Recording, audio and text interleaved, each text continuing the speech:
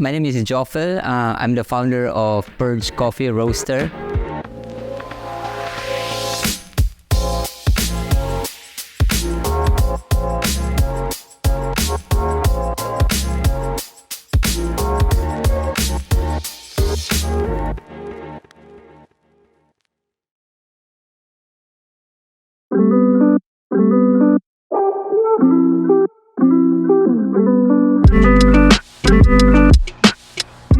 I started my coffee journey as assistant barista in one of coffee shop here in Davao way back 2004.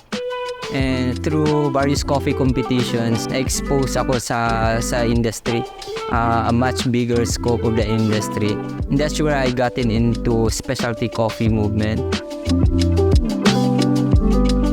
I would say for the past 10 years, yung local businesses dominated pa ng mga chains, international brands, and yung mga tinatawag naming old school practices. So wherein, if you want to open a coffee shop, you have to have a really good couch, good chandeliers. So when we started Purge, the main idea is lahat ng fans ma-focus dun sa equipment kasi we are parang a catalyst of good coffee practices. So instead of me spending money on couches, so I rather invest on coffee equipments than trainings with my staff or my colleague.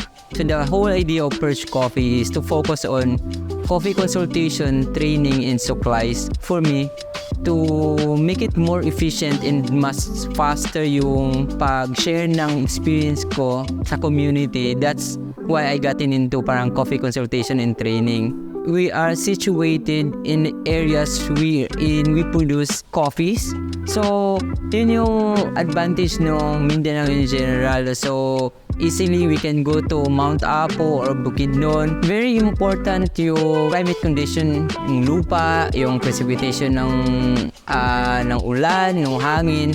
But most importantly is how the farmers nurture their plants. So, you may have a really good soil pero kung ang practices ni farmer is sige lang, bunga bitaw na. So, yun din yung parang in-encourage natin sa kanila na you may sacrifice 1 or 2 years because kailangan mo maglagay ng mga inputs talaga, yung in-nurture mo sila. Pero after that, yung produce and the quality that you produce are being rewarded naman of parang selling it in a much higher price.